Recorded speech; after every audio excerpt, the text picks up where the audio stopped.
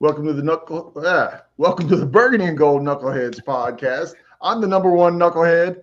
Right over there is my main man Reggie with me. What's going on, buddy? What's up, Kenny? You still in that secret location? I see. I'm in the bunker. I'm in the bunker. I can't give full disclosure, but I'm in the DC area. Yeah. So if you tell us you got to kill us, is that what you're trying to tell me? No, I won't go that far. But I put on a disguise and went out and tried to get some Commanders gear at some local like sporting goods stores and all. Man, I'm disappointed. I'm disappointed. Being in the Dallas area, we go to stores and man, we get inundated with cowboy stuff, right? You see the star everywhere. I mean, you see them on freaking, Doritos chips and everything. And man, Dick's Sporting Goods and places like Kohl's, JCPenney, even I cruised through Target. There's stuff out there, but man, it is. They don't have a lot of selection, man. A little scarce, huh? Yeah, I know where we sit for the last 20 years, so maybe the maybe the Funyuns that are on sale, push some Commanders gear off to the side. I don't know, but oh come on, man! I'm not going home with a suitcase full of Commanders gear. Oh man, it's a bad state of mind if we can't beat the Funyuns. We can't beat the Funyuns and get on. I don't know that we can. I don't know that we can. Oh man, well, hey, we're doing this thing live here, and we got some people joining in, and we see my guy Deers and Beers, man, checking in with us and everything. Yeah. What's up, buddy? Yes. Yeah, thanks for joining us, man. Yeah, and I mentioned on the other podcast. Thanks for the invite up to catch the game. It was just a little too far with everything else that I had going on, but I was greatly appreciated the invite. And I'm sorry I missed out on your wife's cooking. You said she was a fabulous cook. So you gotta that's always a lure to get some good home cooking. We have to get a rain check, man. We have to get a rain check the next time we come out to do a game in DC. FedEx Field. I don't know who's going to own the team, Ken. And it might not be FedEx Field. I mean, depending on how long it takes. It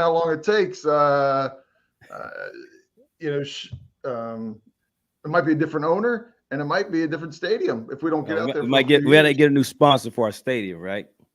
Yeah.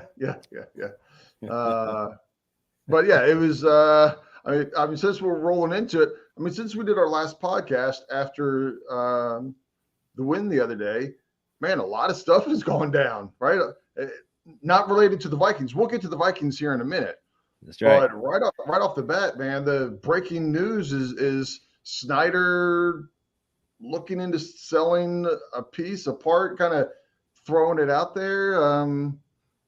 So what was your initial reaction when you saw the report?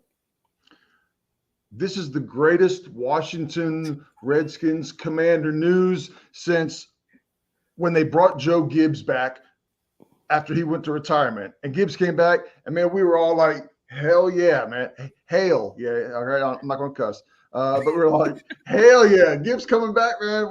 We got it back. We got it back. Now, man, get this bum off of our team. The anchor of Washington football potentially could be going. Man, I haven't heard anybody that isn't happy about it. I mean, you watch ESPN, people that have nothing to do with Washington are happy that Snyder is possibly going just because they know he's a POS, right? All right. Well, I'll tell you. My initial reaction when I read it was hey, hold on, real quick. That was your right hand too. So keep going. Well, here's my thing, man. I saw the alert and I said to myself, it was kind of like lawyer speak. It was like he is looking at all options. And immediately I said, well, what the hell is all options? Because all options could mean he is looking for some minority owners. Right. Yep. He could be looking for selling majority, or he could be selling the whole thing. So immediately I said, before I get too excited about this, I need to make sure whether or not this is whether or not Snyder is selling the whole team. Because to me, anything other than him selling the whole team, then this is kind of a Band-Aid. This is going to still be a problem, and he's going to still and continue to be bad for business.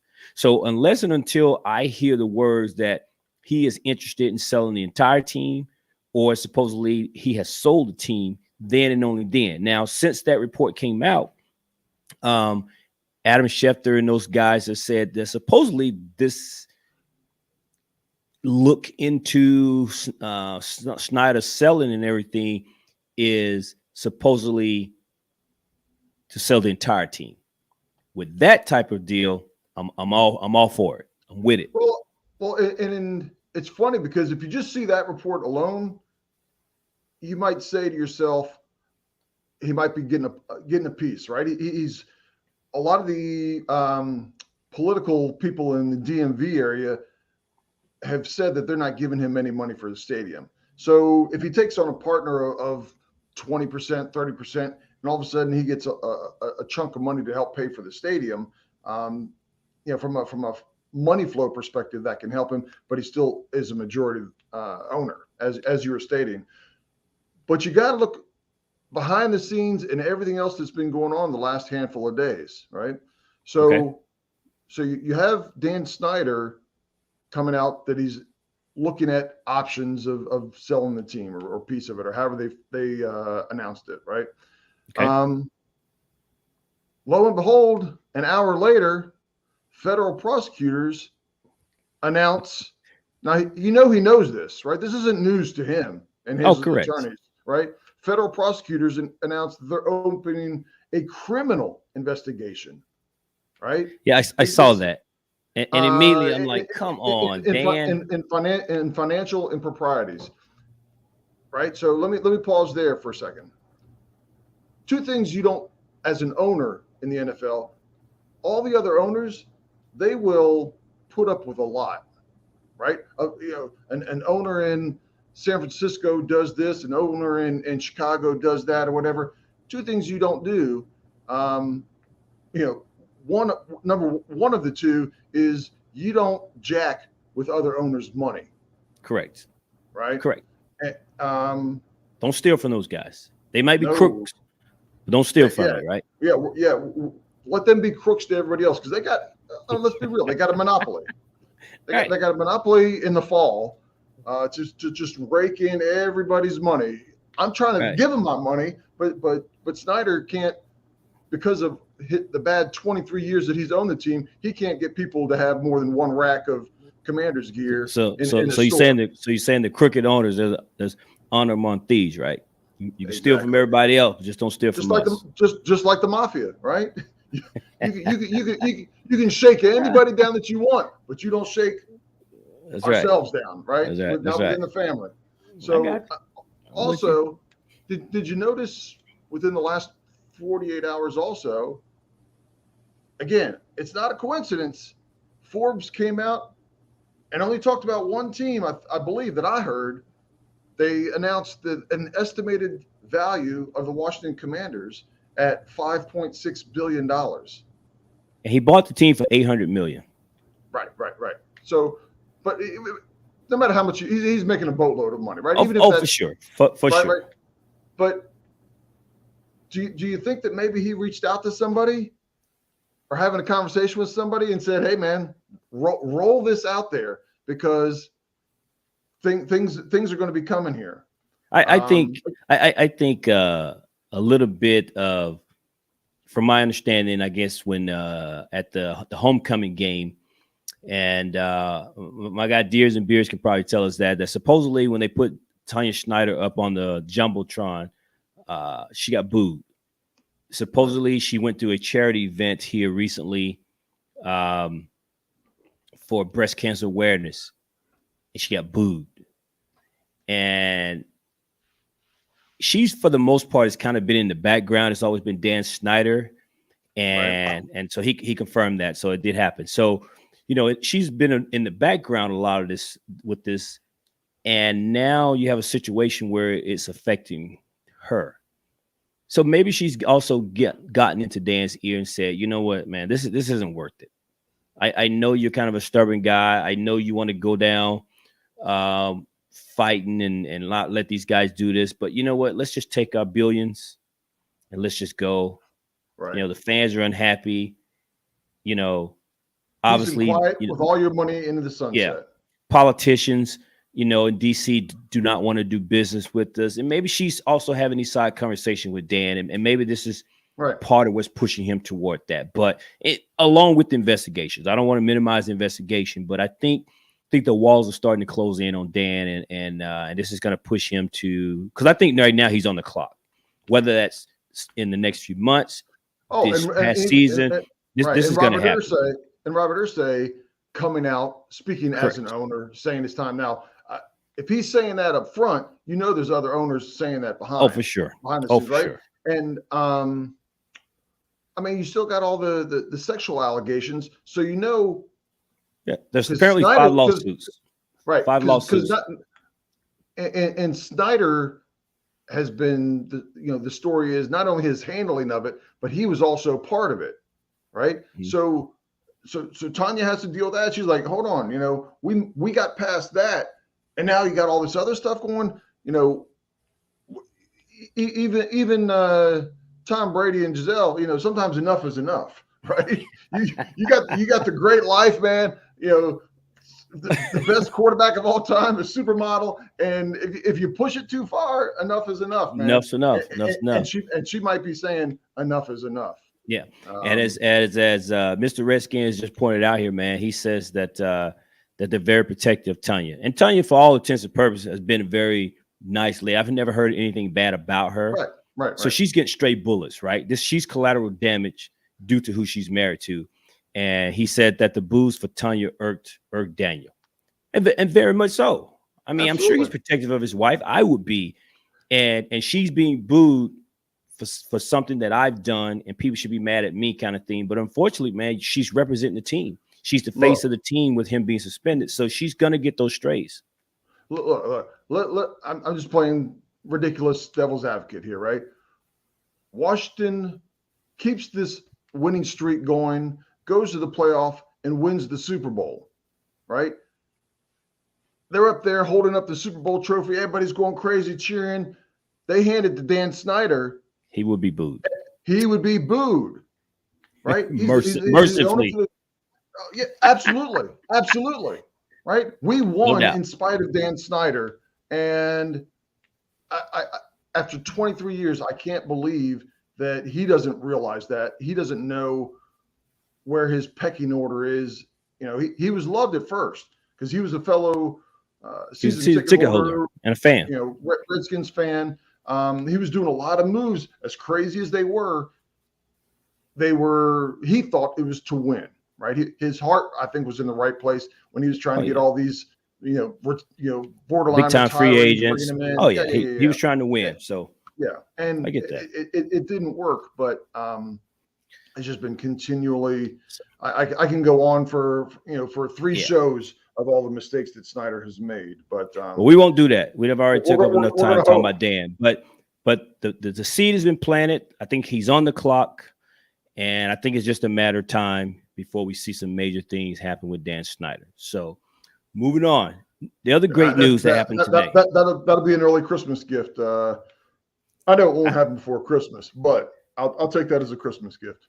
All right. But go ahead. Well, the other big news we had today was the return of Chase Young. CY99 was back today at practice. It was good to see. I saw his press conference, and he was pretty excited.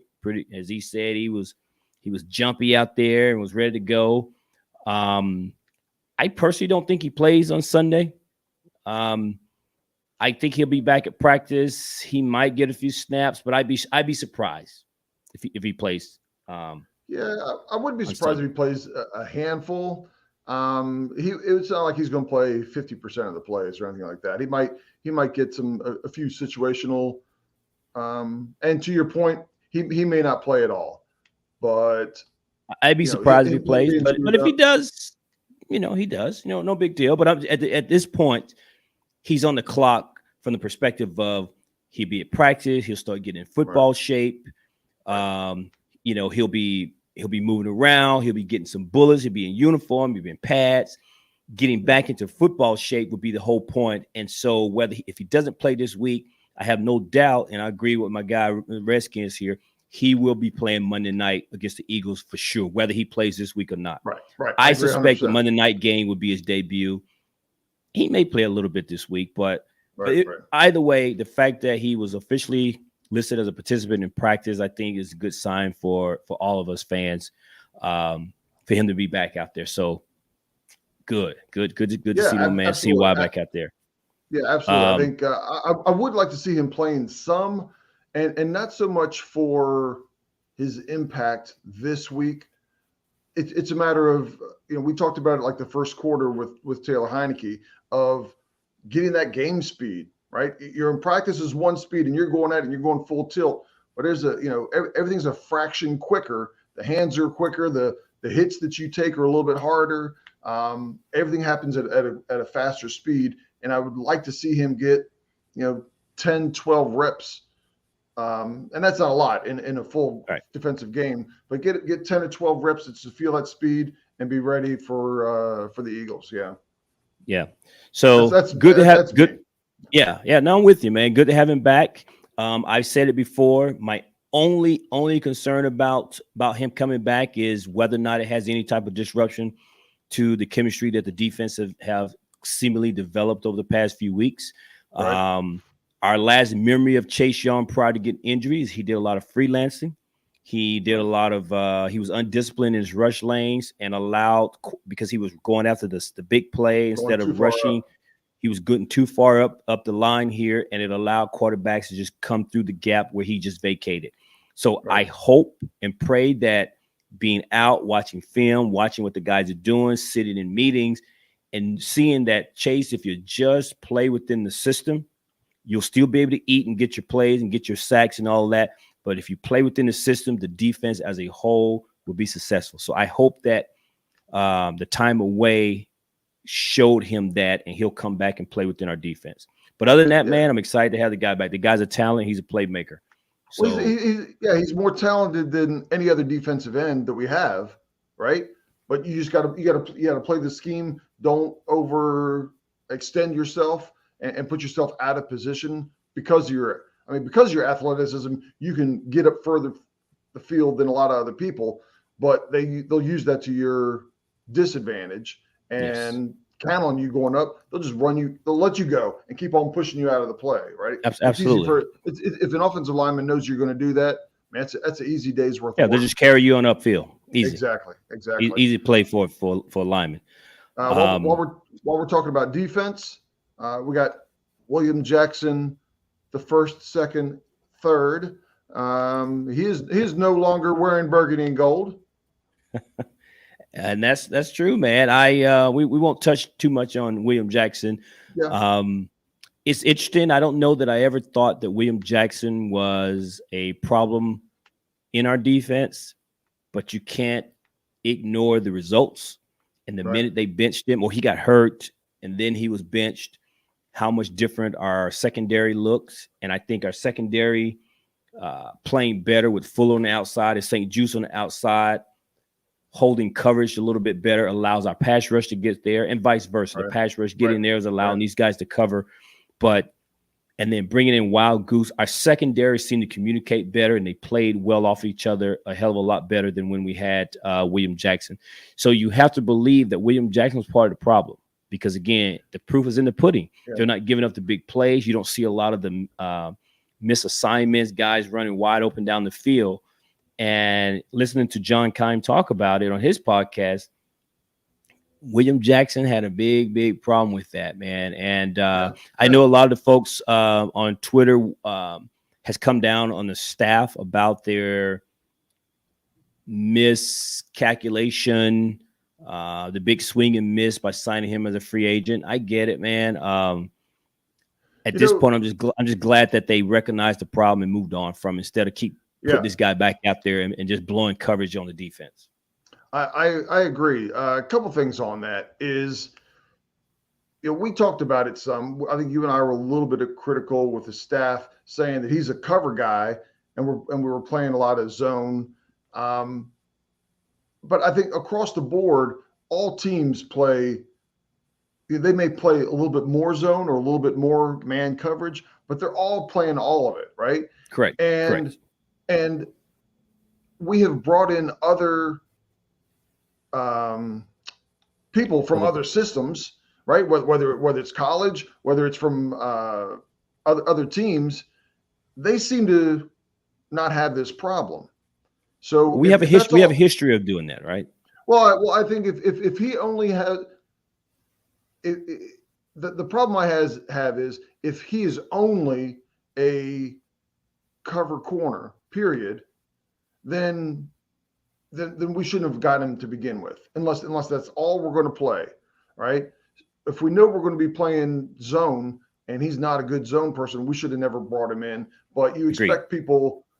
To me, it seems like that playing man is a bigger challenge than playing zone, right? Zone, you're playing your area. You're reading and you're moving. You're reading and you're moving. If I'm playing man on man, I'm reading you. Wherever you go, I go. Now, we may have to trade off because there's a pick or something like that, but I'm not reading as much of the field and the routes that people are going. I'm reading one person, you, that's going.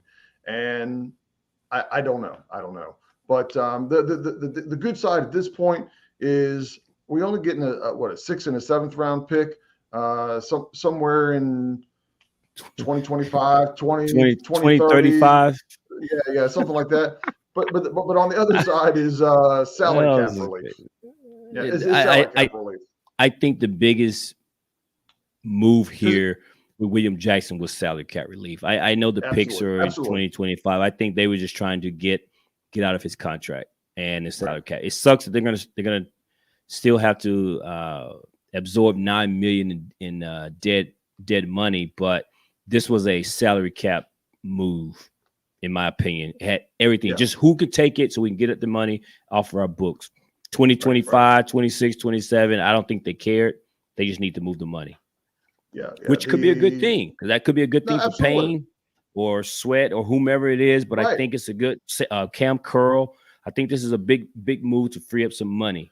And I think at the rate we're going, if Taylor continues to play well, or even if he doesn't, they'll probably go to Sam Howell. But I think the $28 million from Carson Wentz is probably also coming off the books. Right. I hate to say, I was a Carson guy, but I think it's coming off the books. Right, and that's what I was going to say is, you got Carson money and you got Jackson money. Those are two of the top 3 or 4 players on the team. So, and I think if we're going with another quarterback, if we're making a change in 2023 for quarterback wise, the chances are we're going through the draft, right? And so there's a whole and a drafted quarterback is a low salary quarterback by NFL standards. Right. So that's a lot of money to hit the offensive line, to keep paying Curl, other people, like you said. That money will be dispersed for a number of years until you have to pay that big contract if that quarterback ends up hitting. Right. But yeah. Okay. Well, I don't have anything else unless you want to get straight to the Vikings at this point. I do. You notice I got my green lucky four-leaf clover. This represents a good lucky day. Obviously the things we just discussed is a great day in our franchise at this point. Also, we're on a 3-game winning streak. Yes. So I'm hoping to bring the luck. We can continue on against Minnesota. So I decided to pull out my old green lucky hat, man. So here we go. Well, we got Minnesota Vikings. Yeah, I think we got our hands full with Minnesota. Oh yeah. They're 6-1. Their only losses to the Eagles, week 2. The undefeated Eagles. And they're a solid team, right? On both sides of the ball. They've got a top 6 defense, I believe. Definitely top 10 defense.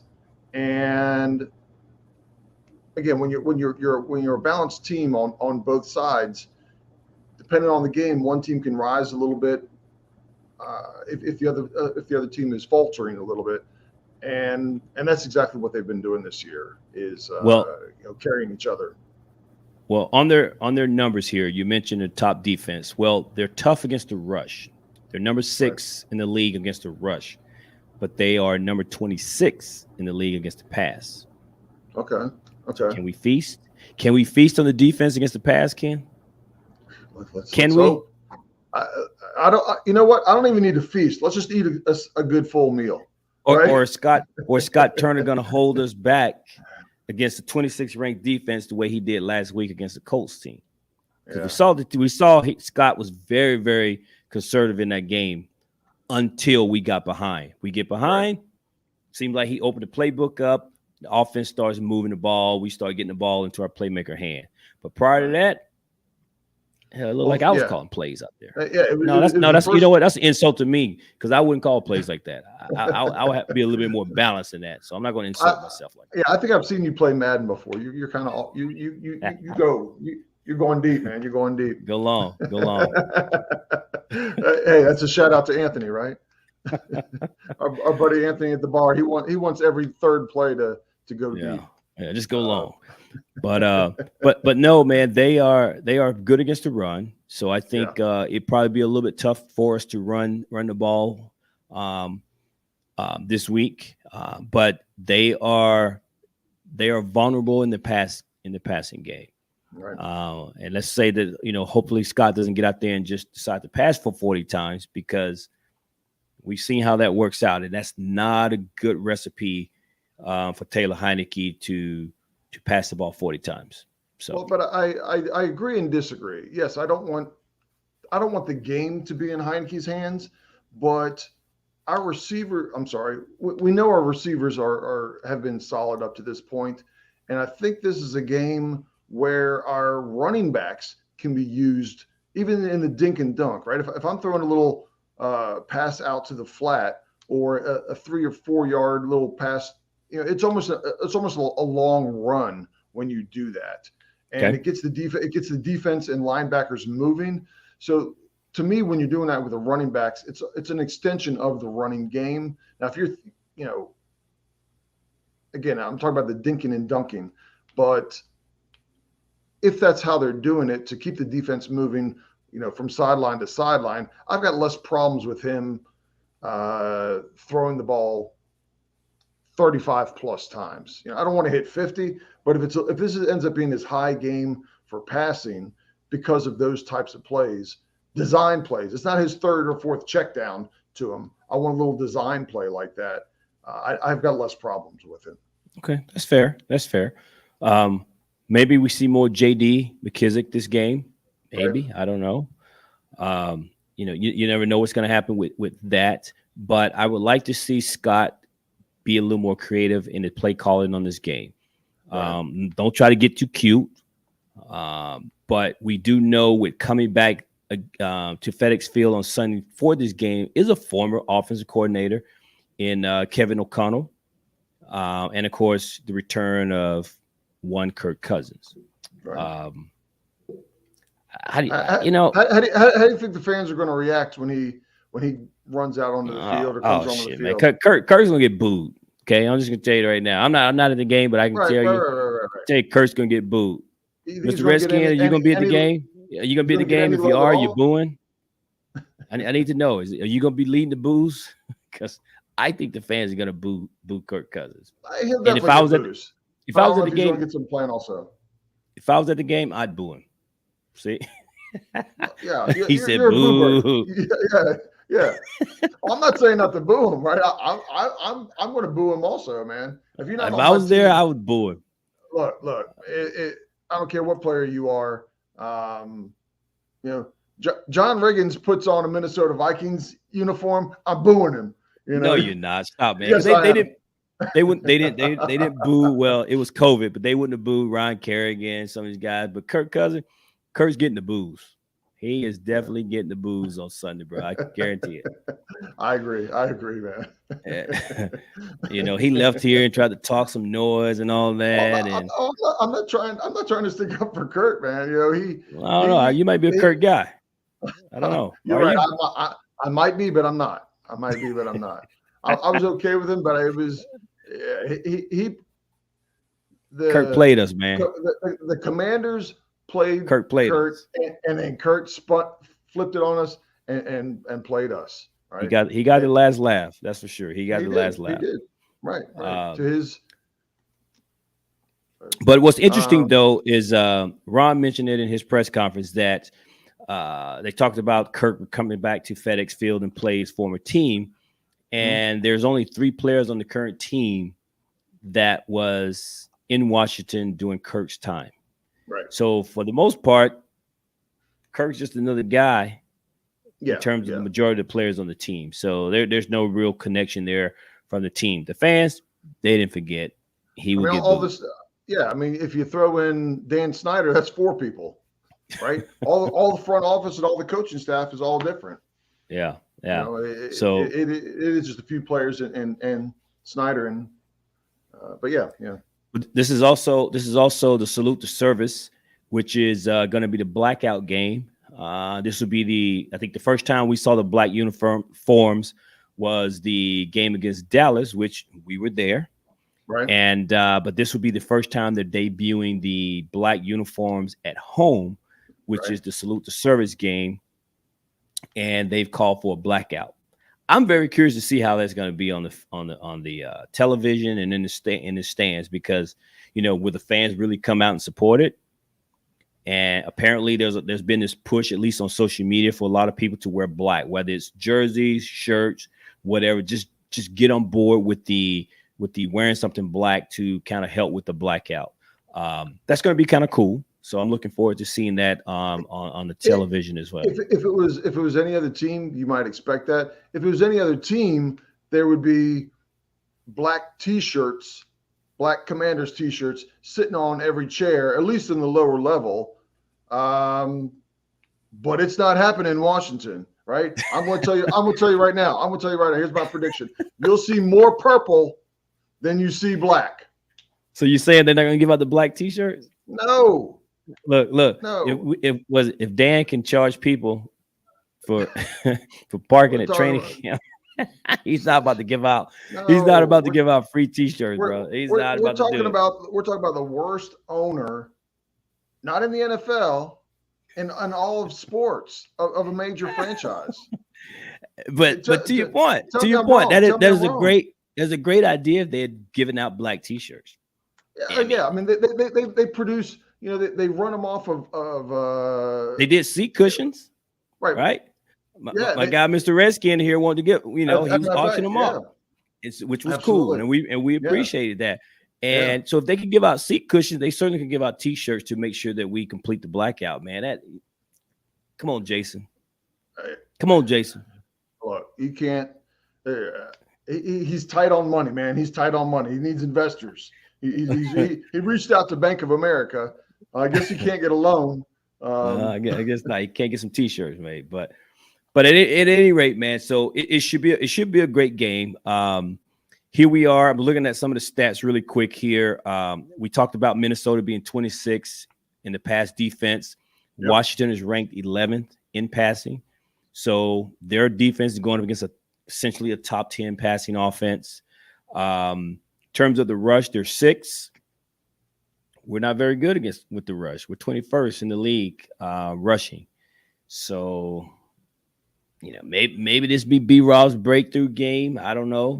Yeah. He'll continue to get the tough carries, I know, and then they'll come in with Antonio Gibson a little bit to kind of do a change of pace.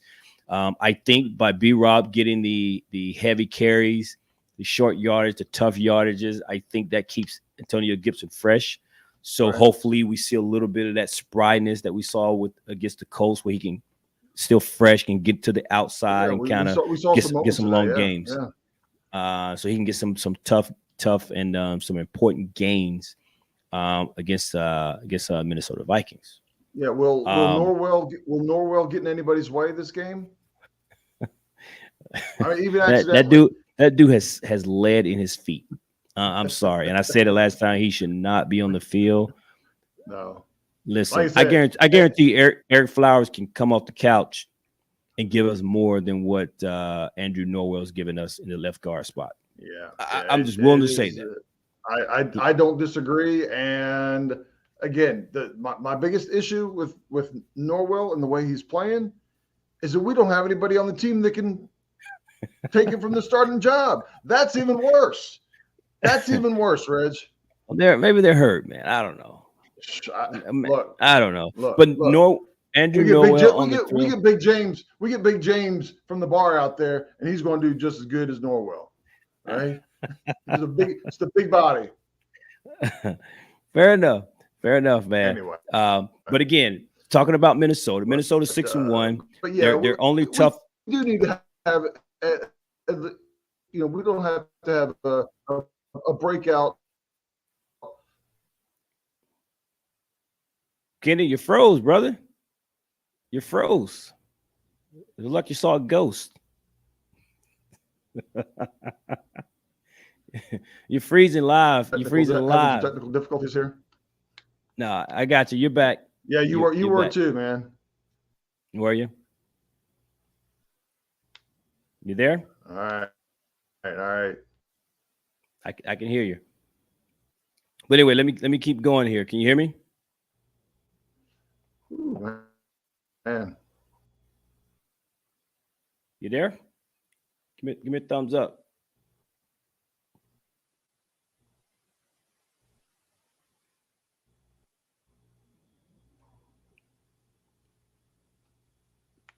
I see you. Yeah, I'm here. Okay. I got you.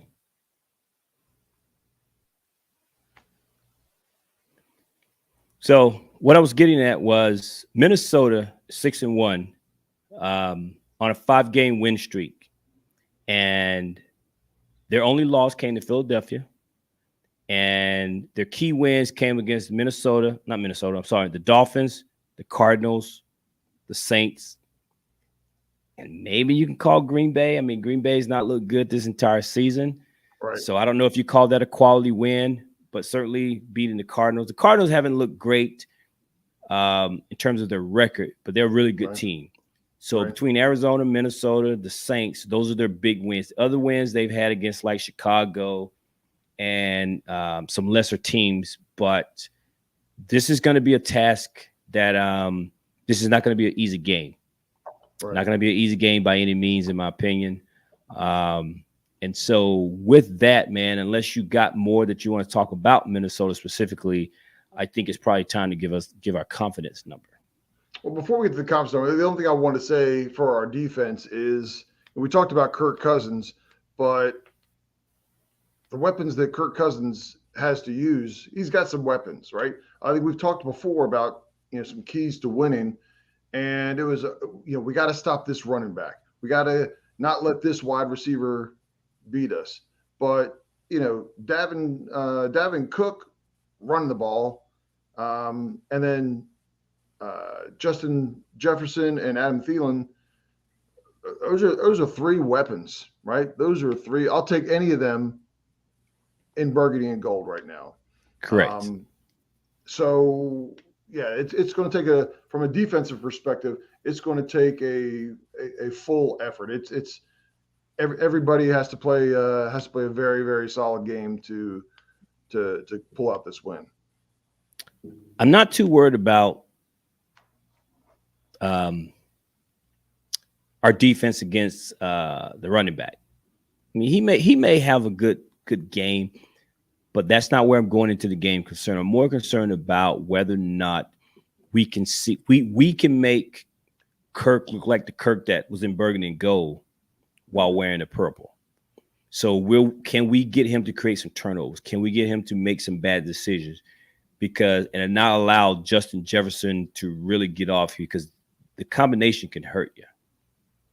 Kirk Cousins is a good quality quarterback in this league. And if you remember going back when he was with Washington, I think it goes to like the key of being able to control Davin Cook, because he loves the play action. There's not a quarterback in the league that likes the play action pass more than Kirk Cousins, because it gives him that extra half second. So if our defensive line is doing their job. So the quarterbacks and the safeties don't need to keep an eye on the line, right? They can just play their man, play their zone, whatever they're doing, but they don't have to keep looking at the line just in case more than they normally do. I think they'll be okay. But if he gets into a rhythm of play action, and they start running the ball, it's going to be a long day for Washington. It's going to be a long day. Yeah. And because of that, I hope we don't get into a shootout. I do not want this game to be a shootout and where we're having to put the game entirely in the hands of Taylor Heineke and force him to kind of throw us back into the game. It worked last week. It works sometimes. I don't know that I want to see that on Sunday because I'm concerned. I know you and I differ on Taylor Heineke. I'm rooting for the guy. You know, I'm always going to root for him, but I've always got some concerns for Taylor Heineke. So, I've been realistic with about Taylor, right? I just said I'm a fan of his, right?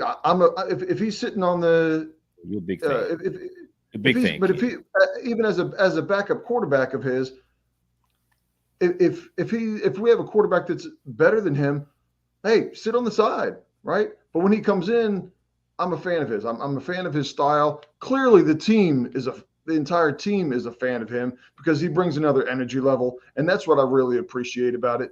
You only get players, you only get one or two players every few years that are like that on your team, and right now Heineke is that player. So again, I want him to get a pair of purple Jordans, right? I'm all for it. Exactly. So whatever we got to do to get my man Taylor some purple Jordans, I'm with it. Right. With it, man. So. But as you started to say, I think it's that time, Reg. Okay, let's do it, man. It's time for our confidence number. And for those that are listening, Mr. Redskins, you on there, you can participate in this as well. What this is a number from 1 to 10. 10 represents we're 100% confident in pulling out the win against Minnesota. And that number could be 1, it could be 2, it can be 8, 8.5, whatever you feel. So, Ken, with that, I'm gonna let you go first, man. What's your confidence number and why on this game Sunday?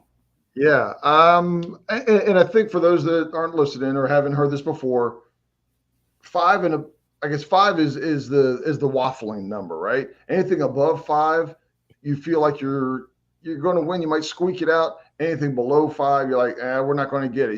You could be a 4.5 and go, I don't think we're going to win. We're not going to get killed. We might stand a chance. But with that being said, I'm just explaining. With that said, man, this is a tough one to pick. This is the first game that I think I really have concern about. And I'm 5 is a waffle number, so I don't want to give a 5. I'm going to go ahead and give a 5.5, but I'll use Reggie's term, 5.5. It's a weak 5.5. It's a weak 5.5. They're a very balanced team. They're a team that's been together for a while, and they have a good chemistry. They're playing well this year. Kirk Cousins is not turning the ball over. He only has 5 interceptions. Everybody's going to have to play their best game, and we haven't seen from Washington. We haven't seen us play our best game on offense and defense this season. That's my concern.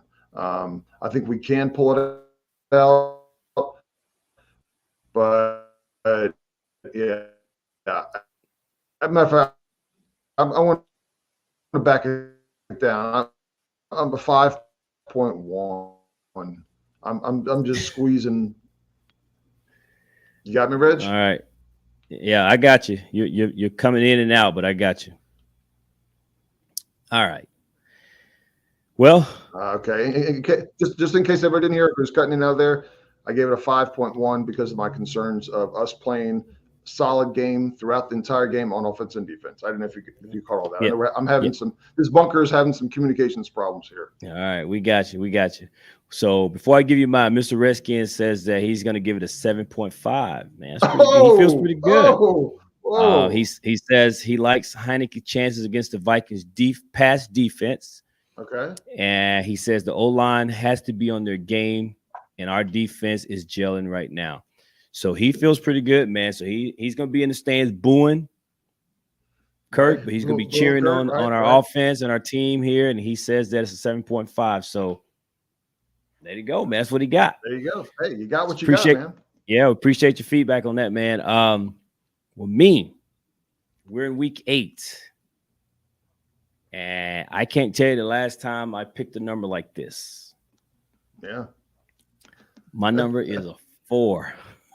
Ooh, Reg. My number is a 4, man. And I'm going to tell you why. I know we have 4 wins. Right. None of those wins have really come against good teams. The only quality win that I can pull from that is the Green Bay game. And unfortunately, they're not the Green Bay Packers that we've seen in recent years. Right. So although we beat Green Bay, we can say that that's on our resume. It's not the Green Bay of old. So with that being the case, we got 4 wins, and this is probably, with the exception of the Eagles, this might be the best team we have played other than the Eagles. Absolutely. We know how that went against Philadelphia. Yeah. We couldn't beat a Dakless Cowboy team. Yeah. And so here we are against a good team. Whether you want to believe in their 6-1 record and the quality of it, it is what it is. They're a 6-1 team. Yeah. The other part to this is I don't believe that we can get off to a slow start. Our team, for whatever reason, seems to start slow. We were able to withstand that and weather that against last week against Indy. We can't afford to get off to a slow start against Minnesota, because Minnesota will quickly put this game out of reach. And now here we are trying to throw ourselves back into the game, which, again, I said I don't want to have to do. And that brings me to my last point. We've seen some decent play out of Taylor Heineke, and I'm just concerned and waiting for the bad Heineke to show up. And I don't talk bad about my Heineke, man. I don't know if this is going to be the game that we see it, man, but I'm concerned. Yeah, fair enough. I'm concerned about when we're going to see. I feel like I'm just waiting for it to happen. I'm looking around waiting because I don't know when we're going to see it. So with all of that being the case, my confidence number that we win the game is a 4. That sounds like a week 4. And it's a 4, man. But listen, you know me. I'm all the dub. But how I feel being realistically, I with all things considered, man, I gotta give it a 4, man. I gotta give it a 4. And I will tell you this. Let me say this. This isn't where our heart is. This is where our confidence level is. Like, man, we don't have confidence in this game, right? But go ahead. But let me say this. We beat Green Bay on Sunday. And we win this game. Minnesota? Who did I say? Green Bay. I'm sorry, Minnesota. Right. We beat Minnesota on Sunday. I'm not gonna make any crazy bet here, but we beat Minnesota, man. Be careful. I'm not gonna put that out there, but I'm just gonna have to go out there and I'm gonna have to change my tune on Taylor Heineke and this team if we go out here and we beat Minnesota. Well, Mr. Redskin, we're homers too. We try to be realistic and not to be too homer. But best believe, man, we root for our team. We pull for whoever's wearing the uniform. We don't try to bash our guys like that too much, but we try to be honest in our assessment about it, right? But I'm with you, man. I'm hoping we win every game. Well, I think your point of Taylor Heineke, kind of back, taking a step back here real quick, is it's going to take a team win, right? Taylor is if Taylor starts throwing a couple picks, but our defense can't get turnovers on the other end, that's a recipe for failure. Taylor needs to play a solid game. Hopefully, no turnovers. If we have no turnovers, fumbles, or interceptions, that's always going to help us. And if he can make some plays, we can establish moving the ball and getting into a rhythm. And defensively, don't give up the long plays because Minnesota will chuck the ball. Kurt and those receivers, they will go deep 3 or 4 or 5 times in the game. Yeah. And again, it's going to take a team win, 100%. Yep. And as Mr. Redskins pointed out, this is a great measuring stick. I 100% agree. Ron mentioned it. I think we all as fans know, because if we can do this and really hang in there and even potentially beat this team, man, it is a hell of a measuring stick for our team. But the flip side of that is if this is another one of those Philadelphia games, boys, watch how quickly the fans turn on this team, right? Because all of a sudden, the 3 wins won't mean anything and so forth and so on. But I'm not going to go there. We got a game on Sunday, man. It's the blackout game. It's the salute to service. Let's get it, man. It is a home game. It's the return of Captain Kirk. Let's go out here, man, and just fans are happy that Snyder might be gone. Fans are happy. There's an energy. There's an energy for that. There's plenty of reasons to go into the game. Let's do it, man. Being happy and celebrating. Yeah, right on, man. Right on. But that's all I got, man. And I think after the Vikings game, I think we're going to do a full assessment. Our guy, Mr. Redskin, is going to be joining us next week or here the next couple of weeks, whenever we can work some things out, and he's going to actually be on with us and stuff. So be on the show. We were looking forward to having you on, my man, and all that good stuff. But with that, held to the Commanders, playing at FedEx Field, temporary home for the new team with the new ownership that's coming down. There may be a lot of investors watching this game. That's right. Right? There may be a lot of investors watching this game. But that's all we got, man. And appreciate you for tuning in, And until next time, guys, peace out. Peace out, knuckleheads.